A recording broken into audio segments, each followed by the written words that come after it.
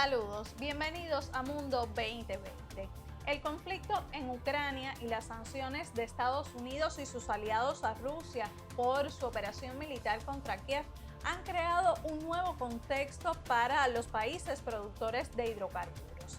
Entre esas naciones están Irán y Venezuela, que junto a Moscú han sido las destinatarias de buena parte de las medidas unilaterales de Washington durante los últimos años.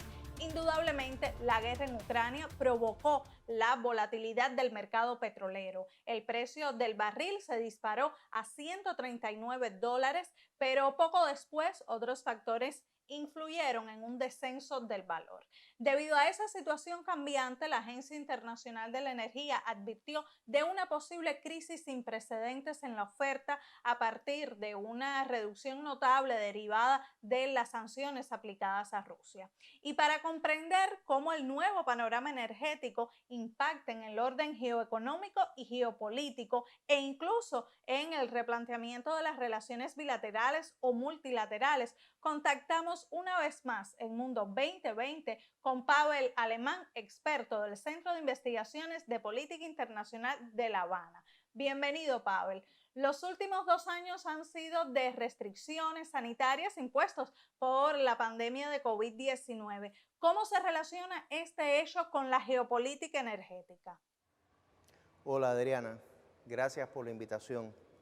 Efectivamente, en los 2 últimos años que hemos tenido la pandemia de la COVID-19 afectando toda la vida cotidiana, se redujo considerablemente el consumo de derivados de hidrocarburos como consecuencia precisamente de las restricciones de movilidad social.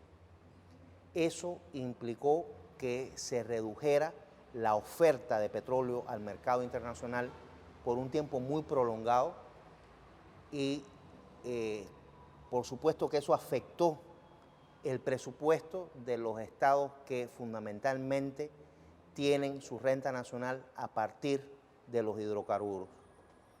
Estamos hablando entre otros estados de Venezuela, de Rusia, de Arabia Saudita y de otros países que son importantes productores de petróleo y de gas natural.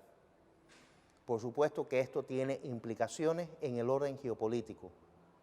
Cuando no ingresa suficiente dinero a las arcas del Estado vía los recursos naturales que tiene cada país, eso implica una reducción del gasto público, implica una reducción del presupuesto del Estado, sobre todo en sectores sensibles. Digamos, por ejemplo, que en el caso de la Federación de Rusia, su programa de modernización de sus Fuerzas Armadas, de reequipamiento de sus Fuerzas Armadas, se ha visto limitado en buena medida gracias a esto. Pavel, la guerra en Ucrania ha provocado la interrupción por Alemania de la certificación del gasoducto Nord Stream 2. La cotización del petróleo vive un alza importante después de la contracción de la demanda provocada por la COVID-19, como usted acaba de explicar. ¿Cree que se llegará a los máximos históricos de 2008? Bueno, pensemos por un momento en el marco temporal que manejamos a la hora de hablar sobre Ucrania. La guerra en Ucrania no empezó hace 2 semanas, comenzó hace 8 años.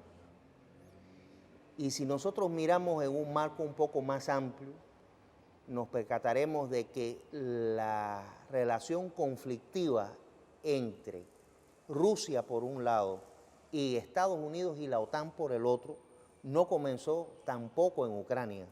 Comenzó en el año 2008, cuando hubo una pequeña guerra en el mes de agosto entre Georgia y la Federación de Rusia. Es decir, tenemos un marco temporal mucho más amplio para analizar este proceso. Lo que sí podemos decir es que en el año 2008, coincidentemente, fueron los máximos históricos de la cotización internacional del barril de petróleo. Es ese año precisamente en el que comienza un proceso de modificación parcial que continúa hasta el día de hoy de la matriz energética global. Recordemos que fue el año donde se lanzó la Alianza Internacional para impulsar los biocombustibles. En el año 2014 Cuando comenzaron a agravarse los problemas en Ucrania y comenzó la guerra del Estado ucraniano contra las repúblicas populares en el Donbass, los precios del petróleo también tuvieron, vamos a decir que pequeños movimientos, pero fue el año donde se lanzó un complemento a esa matriz energética global que fue el de la fracturación hidráulica, si la obtención de hidrocarburos no convencionales, de esquistos. Y eso llega hasta el día de hoy, que ustedes se percatarán de que hay una intencionalidad de afectar las posibilidades de Rusia como competidor en el mercado internacional de oferta de petróleo y de gas natural, pero hay que mesurar quizás la interpretación de lo que está sucediendo. Tú me hablabas del Nord Stream 2 y yo diría que de momento está paralizado ese gasoducto, pero ese gasoducto ha tenido una inversión muy grande, una inversión multimillonaria, y yo no diría que está cancelado totalmente el proyecto, yo diría que a futuro, una vez que se supere este momento contencioso que existe entre Rusia y Ucrania, el gasoducto quizás vuelva a retomar la función que tenía, que era la de alimentar el mercado europeo con una gran cantidad de gas natural. Pavel, como hemos visto, Estados Unidos prohibió la importación de petróleo de origen ruso y pretende que sus aliados lo secunden. Reino Unido, por ejemplo, ya dijo que seguiría esta línea, pero no de inmediato, sino a fines de 2022. ¿Hasta qué punto es viable esa pretensión y qué opciones tendría Rusia para poder amortiguar las consecuencias negativas de ese boicot? Rusia es un país que no solamente es un gran productor de hidrocarburos, sino que es un exportador neto de hidrocarburos. El mercado europeo, sobre todo, recibe una cuota importante de esos hidrocarburos que produce Rusia. Rusia exporta una buena parte, en este momento casi de 7 millones de barriles diarios del total de la producción a escala global. Reubicar geográficamente eso en otro mercado es complejo, pero recordemos también que existen otras áreas que tienen un dinamismo económico que reclama entonces una mayor cuota de productos energéticos. Estamos hablando, por ejemplo, del caso de la República Popular China. Como se conoce, Rusia y China tienen un acuerdo energético importante por el que se suministra anualmente miles de metros cúbicos, miles de millones de metros cúbicos de gas natural de Rusia a China. Y ese mercado va a seguir creciendo. No sería tan difícil reubicar una parte considerable de gas natural en el mercado asiático. El petróleo sí es un poquito más complicado. Lo que Estados Unidos está tratando es de lograr cubrir la oferta rusa mediante el crecimiento de la oferta de otros actores internacionales, tanto en petróleo como en gas natural. Si nos fijamos en el mercado del gas, quizás Argelia, por ejemplo, por su cercanía a Europa, recordemos que está en el norte de África, y por su producción anual de gas natural, podría cubrir parte de la demanda europea.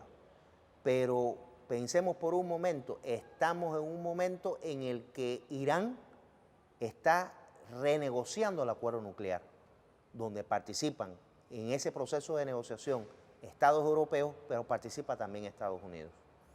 Quizás Irán, como en el pasado, cuando se desmontaron un grupo de sanciones contra ese país, podría aumentar la oferta de gas natural hacia Europa.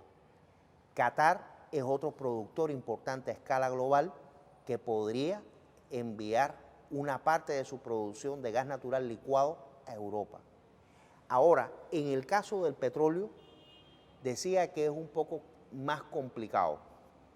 Sería la sumatoria de pequeñas cuotas de diferentes países productores las que ingresarían al mercado internacional para tratar de cubrir la brecha que deja la oferta rusa una vez que se están aplicando sanciones contra los hidrocarburos de ese país.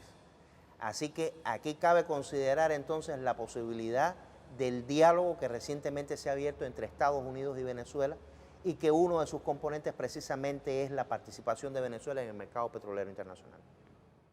Pavel, vamos a hacer una pausa en este momento, pero al regreso hablaremos sobre cómo toda esta situación se relaciona con América Latina y particularmente con Venezuela, un país que cuenta con las mayores reservas de petróleo del mundo. Así que no se aparten, que en instantes estamos de vuelta en Mundo 2020.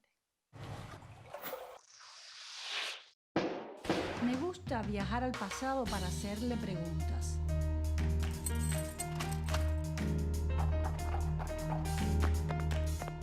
Contradicciones que llegaron a convertirse a veces en verdaderas pugnas. ¿Quién podía detener a la mujer en el largo camino de la independencia? La historia es una fuente para aprender de los errores que nos antecedieron.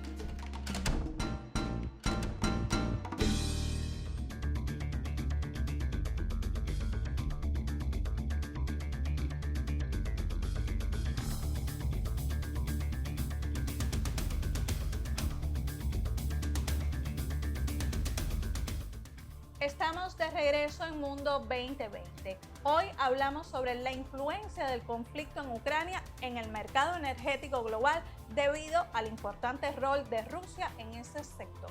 De acuerdo con la Agencia Internacional de Energía, Rusia es el tercer mayor productor de petróleo del mundo, pero si se tienen en cuenta sus derivados, el país euroasiático es el mayor exportador del planeta. Como mencionábamos en la primera parte del programa, Estados Unidos prohibió la importación de combustibles a Rusia como parte de las sanciones por la operación militar en Ucrania. Pero lo que a muchos advierten es que, según la Administración de Información de Energía estadounidense, las importaciones de ese renglón desde Moscú en 2021 constituyeron apenas el 8% de su consumo energético. Y de ese monto, solo un 3% correspondió a petróleo crudo. Pero el escenario es muy distinto en el caso de la Unión Europea, donde el 30% de su petróleo proviene de Rusia y no tiene sustitutos fáciles si se interrumpe el suministro. Las medidas punitivas contra el sector energético de Rusia buscan presuntamente asestar otro duro golpe contra la economía de ese país, pero en realidad, además de afectar el mercado petrolero, podrían tener un efecto boomerang sobre el mandatario estadounidense Joe Biden y su partido. El precio de la gasolina en Estados Unidos alcanzó hace poco el mayor valor de su historia y ese pico, junto con el de otros bienes, posiblemente suponga un obstáculo para los demócratas de cara a las elecciones legislativas de mitad de periodo previstas para noviembre de este año. O sea, el conflicto en Ucrania, agudizado por el papel del gobierno estadounidense y la OTAN, supone a lo interno de la política norteamericana otro desafío para Biden, que asumió el cargo frente a la peor crisis de salud pública en años, ha visto caer sus índices de aprobación y necesita elevar su popularidad para esos comicios en los que su partido pretende mantener el control del Congreso. Y cuando muchos se preguntaban quién saldría beneficiado del conflicto en Ucrania, Biden anunció que emitirá órdenes para ampliar la cantidad de gas natural licuado que exporta, mientras Europa busca reducir su dependencia del gas ruso. Es decir, ahora los estadounidenses tratan de apropiarse del mercado de los rusos en el llamado viejo continente, una cifra nada despreciable, pues Rusia suministró el 40% de ese gas natural el año pasado. Para saber cómo influye todo esto en las naciones latinoamericanas, retomamos el diálogo con el investigador Pavel Alemán del Centro de Investigaciones de Política Internacional. Pavel, en días recientes, Estados Unidos envió una delegación a Venezuela con la intención expresa de reactivar las exportaciones petroleras desde ese país latinoamericano. La secretaria de prensa de la Casa Blanca confirmó que ambas partes discutieron sobre asuntos de seguridad energética. ¿Cuáles serían las razones detrás de ese acercamiento? En caso de que esa negociación prosperara, ¿cuál sería su impacto político y en el mercado internacional? Venezuela ha sido un país víctima de las sanciones unilaterales de Estados Unidos, particularmente después de que reconociera como gobierno legítimo de Venezuela al ilegítimo e impresentable gobierno de Juan Guaidó.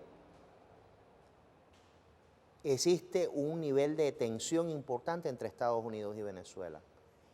La parte de la industria petrolera venezolana dedicada a la refinación del petróleo que se encontraba fuera del país, en la filial Citgo, como ustedes saben, radicada en Estados Unidos, quedó al margen, es decir, por fuera de la administración del Estado venezolano.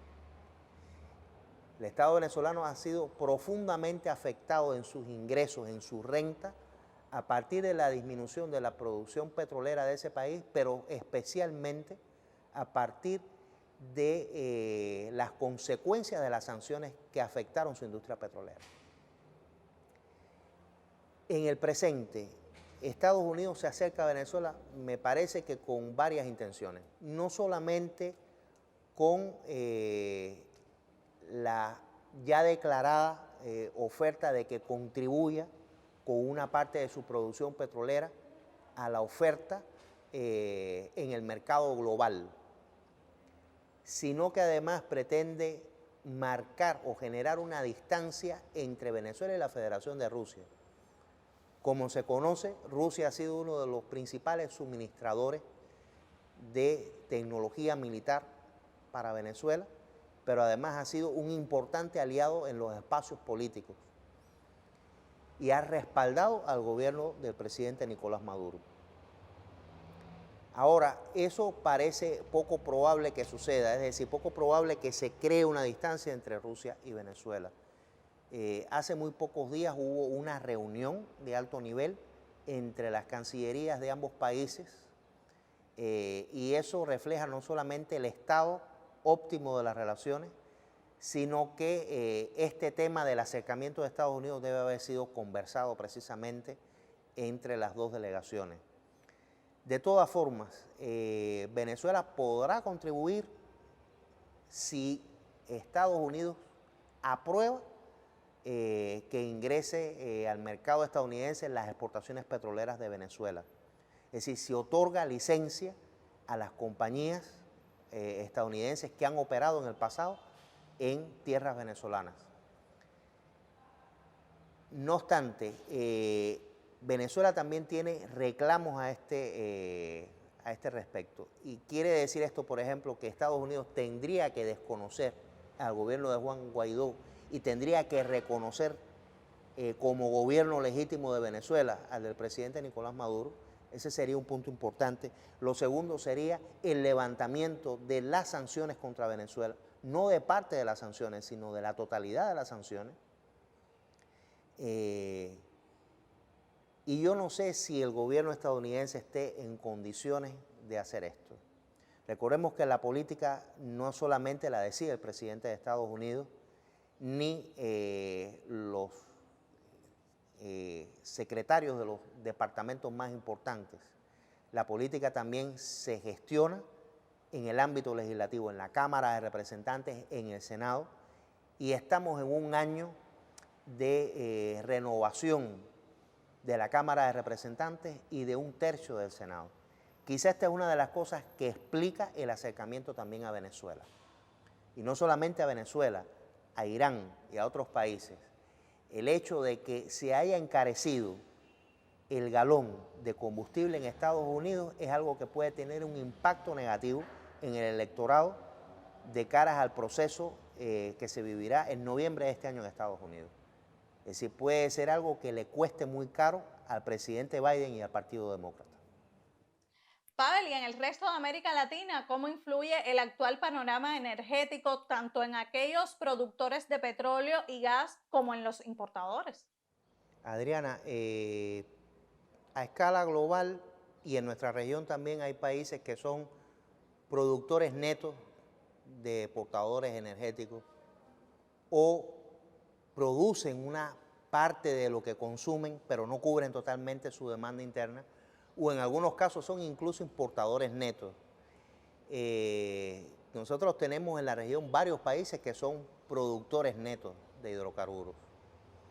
Si pensamos, por ejemplo, en el caso del petróleo, Venezuela históricamente, México históricamente han sido productores netos de petróleo. Si pensamos en el caso del gas natural, Bolivia, la Argentina, Trinidad y Tobago, por ejemplo, también son productores netos. No quisiera dejar de mencionar países que tienen una contribución importante a la oferta de hidrocarburos en sentido general, como es el caso de Colombia, que tiene una producción nada desdeñable, o es el caso de Brasil, o incluso la incorporación en tiempos más recientes de Guyana como productor de petróleo y de gas natural. Ahora, no todos los países en la región son productores como para cubrir su demanda interna. Es el caso de muchos estados insulares en el Caribe. De la misma forma en que el aumento de los precios de los hidrocarburos va a beneficiar la renta de aquellos países que son productores importantes de petróleo y de gas natural, aquellos países que generalmente importan petróleo y gas natural van a ver afectado su presupuesto, porque una parte importante se va a tener que destinar a pagar ese aumento de los precios de los hidrocarburos. Y nuestro mundo consume una gran parte de su energía de fuentes no renovables. ¿En qué medida, Pavel, las tensiones geopolíticas influyen en la tan necesaria remodelación de la matriz energética global? Bueno, al aumentar los precios del petróleo y del gas natural, hay algunos segmentos, por ejemplo, de esta industria que son menos viables económicamente con una cotización en un entorno de 30, 40 dólares el barril de petróleo, que si son ya a 100 dólares el barril, son, vamos a decir que muy rentables. Digo incluso, por ejemplo, determinados segmentos de la fracturación hidráulica más obsoletos, no estoy hablando del fracking 2.0. Pero en el caso de las energías renovables, por supuesto que al aumentar el precio del barril de petróleo y del metro cúbico de gas, por supuesto que se vuelven muy rentables. Y es aquí quizás a donde se va a desplazar una parte importante de ese cambio, de esa transformación de la matriz energética a escala global. Se venía dando ya desde hace unos años. Se había reducido el costo de algunos segmentos de las energías renovables, por ejemplo, la energía solar. El costo de producción de los paneles solares había disminuido, sobre todo cuando un estado como la República Popular China había ampliado considerablemente las áreas que están cubiertas con paneles solares precisamente para generar un tipo de energía limpia, ¿no? La República Popular China está entre los estados que han incorporado en sus políticas públicas la descarbonización, es decir, la reducción del consumo a cero de tecnologías obsoletas que utilizan carbón, por ejemplo, para generar electricidad. Eso es algo que hay que remarcar, ¿no? Quizá estamos en un momento en el que ese aumento considerable de la factura de los hidrocarburos tenga un impacto positivo en la transformación de la matriz energética con energías renovables, energías limpias que contaminan menos, que tienen un menor impacto ambiental. Y antes de finalizar, quisiera preguntarle, hipotéticamente, ¿qué pasaría a los países dependientes de los combustibles de Rusia si de repente dejaran de recibir el petróleo ruso, ya sea por sanciones o por cualquier otro motivo? Hay quienes hablan de que se paralizaría Europa si eso ocurre. Bueno, como hipótesis, visto lo que me estás diciendo acerca de un cese total del suministro de gas y petróleo ruso al mercado europeo, visto como hipótesis, no como otra cosa. Pensemos por un momento, desde finales del año pasado hacia el presente, hacia el día de hoy, ha habido una reducción de una parte de las exportaciones rusas hacia el mercado europeo.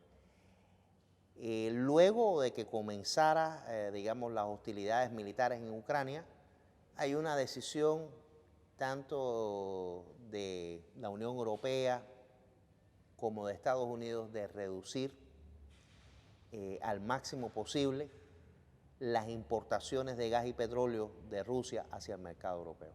Ahora, Rusia no lo ha hecho, ha declarado públicamente que no tiene la intención de hacerlo. También es importante ver en qué momento del año estamos. Estamos en la primavera recién empezando en Europa. Si esto hubiera sido al inicio del invierno, quizá hubiera sido otro el efecto. Imagínense ustedes el canciller de Alemania solicitando a los ciudadanos de su país que reduzcan, aunque sea en 1%, de manera simbólica, el consumo de la calefacción. Ahora piensen ustedes por un momento en un invierno crudo, con una temperatura muy baja, sin calefacción. Sería inviable. Sí, sería un problema muy serio para Europa. Y no creo que esa sea la intención tampoco de Rusia. Es decir, es lógico que estamos en un momento de un conflicto muy grande de intereses entre Rusia por un lado y la OTAN, Estados Unidos, la Unión Europea por el otro, pero los conflictos no se prolongan hasta el infinito. Tienen un momento de resolución también. Y yo pienso que no está muy distante tampoco la solución del conflicto de intereses que existe en torno a Ucrania. Y lamentablemente al final todo ese tema de los combustibles se traduce en precios más altos que pagan los consumidores. Muchísimas gracias, Pavel, por compartir estas ideas con nosotros en Mundo 2020. Este es un tema que no se agota porque el conflicto en Ucrania hace que persistan las tensiones en materia energética. Bueno, Adriana, yo te agradezco la invitación. Esperemos que el conflicto en Ucrania no demore en llegar al diálogo, a la negociación y a la resolución de ese conflicto. Y bueno, nos veremos próximamente quizá en otro programa. Y así nos despedimos. La próxima semana los esperamos para mirar al mundo con 2020.